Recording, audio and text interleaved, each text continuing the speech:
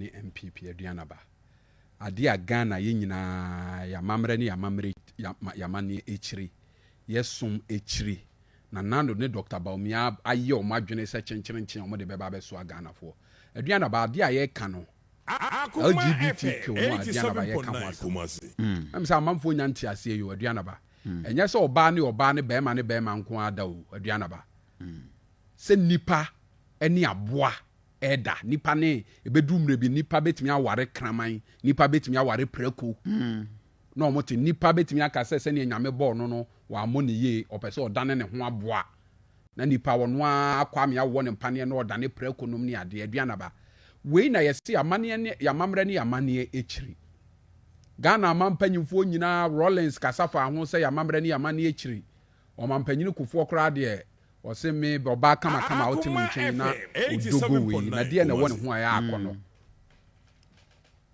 Mills ko UK David Cameron ka kire ne se mo anhwe ye na mo angiga antumu a ye mamuska o se opokun fa ne nku ye dware a ye ho nya dai ye ho mpai President Mahama Ababonte so no wo ye Assemblies of God ni sumtia nti ono no de onyintum Nana Addo nkoa de wote it is bound to happen ene yakwahye ho mra sanma mra ne nya adwuma sane ye be ya ebebo ye mane ye nkwala ho ban a Nana Addo so mpese obesan because oni Dr. Bawumia gave for my iska na aduanaba me hu sa Ministry of Finance letter no na me wura ho 87.9 say na Akufo Addo aban si ye gold ye oil ye timber enti mi amma iska a ye de bebo man ne ho bra na ne gave for sika e na ye gi e de bo man ne ho bra ne ye kogye sa ade ne tumu a Ministry of Finance say ye be lose 3.8 billion.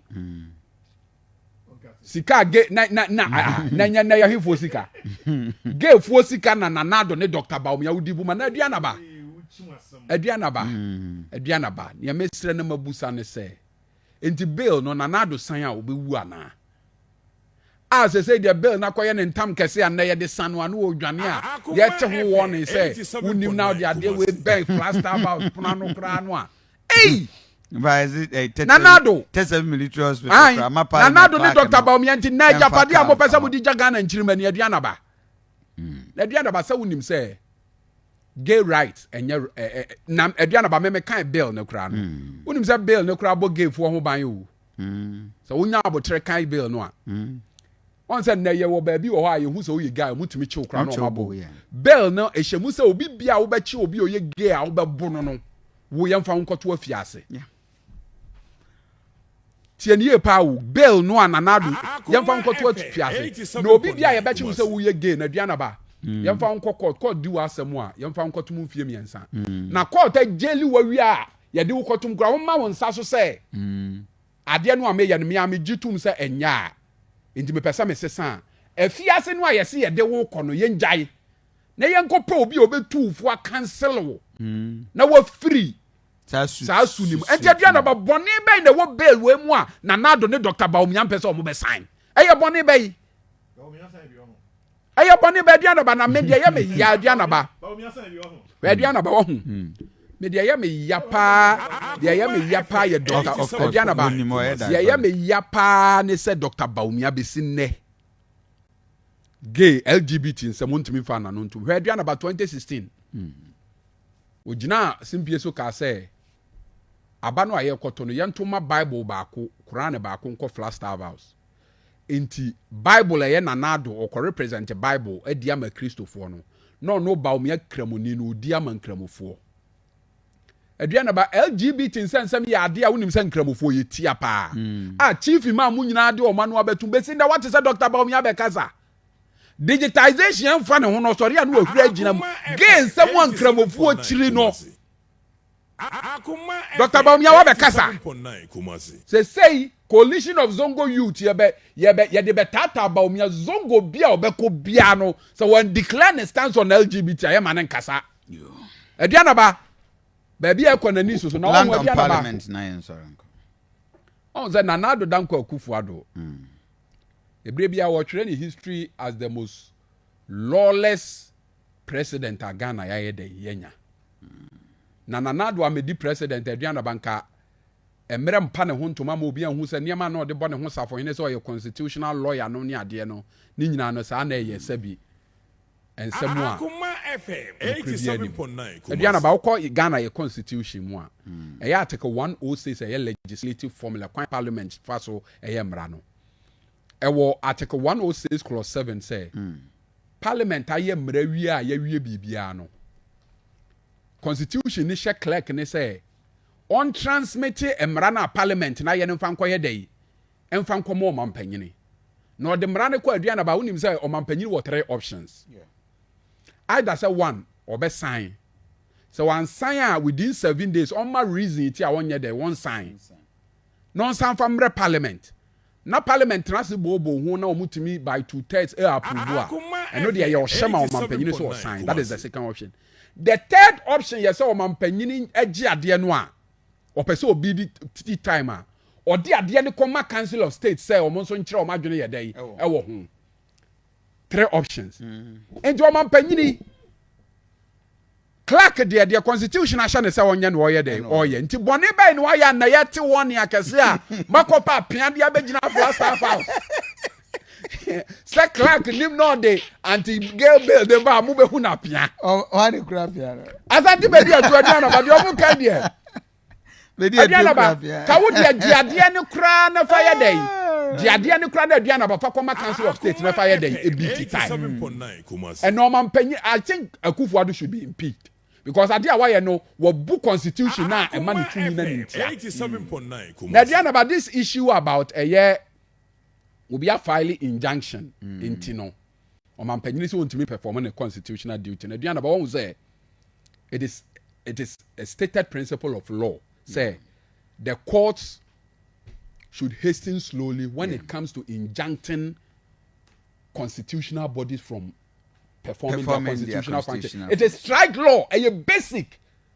And yet they say because we can injunct a public official from performing the public function at court because there is a doctrine in law, a friend, the doctrine of regularity. Yeah.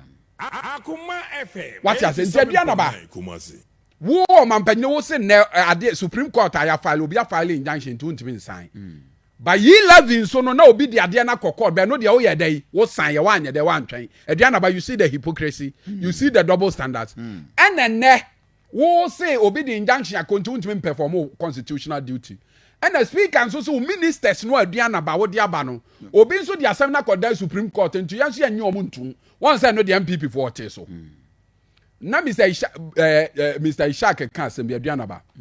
One say eba injunction a ye wo express injunction. Yeah. And ye wo injunction by necessary implication. Yeah. To me the assembly Supreme Court. 87.9 now reliefs are wo serve no even though you have not filed explicitly for an injunction. But what who seek injunctive relief? Yeah. Martin eye dafia makwade na wo de call ye no. Even though an explicit injunction had not been filed at the time, no, he sought an injunctive relief. Say, Supreme Court in church mu say you revoke obi appointment. Say appointing a fresh appointment also about vetting na. Say that there, you restrain the speaker from swearing them in. Yes. So Abbas, here comes to until the final determination of that. Then the injunction will apply. Yes. Because but the school determine because it's not an express. They can't. But we're seeking. I know na yeka say Adriana ba eba injunction whether explicit or implied that there are 2 schools of thought in law. Yeah. Say immediately I best serve the order of injunction of you know it serves as a stay of execution.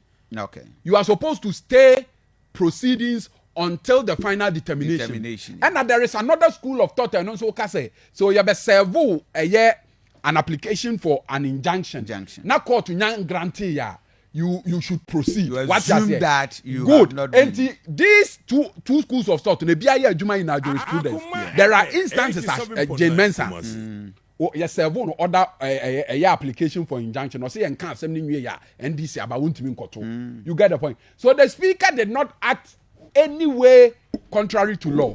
But the Omampenyi and Edianaba or me bedroom rebino, the wheels of governance will be grounded to a halt because met me 5 years Supreme Court. Now my first track or injunction. There was a speaker on yet. deɛ wɔsɛ mampanyini yɛ ɔnyɛ deɛ wɔsɛ minister ɛyɛ ɔnyɛ dɛ wɔnyɛ a aduane ba ofi sɛ ɔman na bɛkɔ so ɛno nti ɛna mmara mu no yɛaka sɛ yɛma obi constitution mo obi duty sɛ wɔnyɛ a ɛbɛyɛ den sɛ court bɛyɛ dɛ ɛbɛ injuncted unless there are reasonable grounds.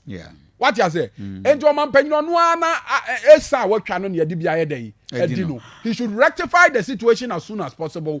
On sign bail now on famra parliament approve ɛ bɛhyɛ na na yɛde asan wɔne Dr. Bawumia ɔmo pew yɛnya kasa sɛ bi tumu yɛmpene ma ɔmo nkɔgye sika Dr. Bawumia kramo ne ɛnda wudi sika ti akɔyam yɛde adeɛ yɛ bɛyɛ ayɛ ko yɛntia se o yɛntia se na yɛmfa few call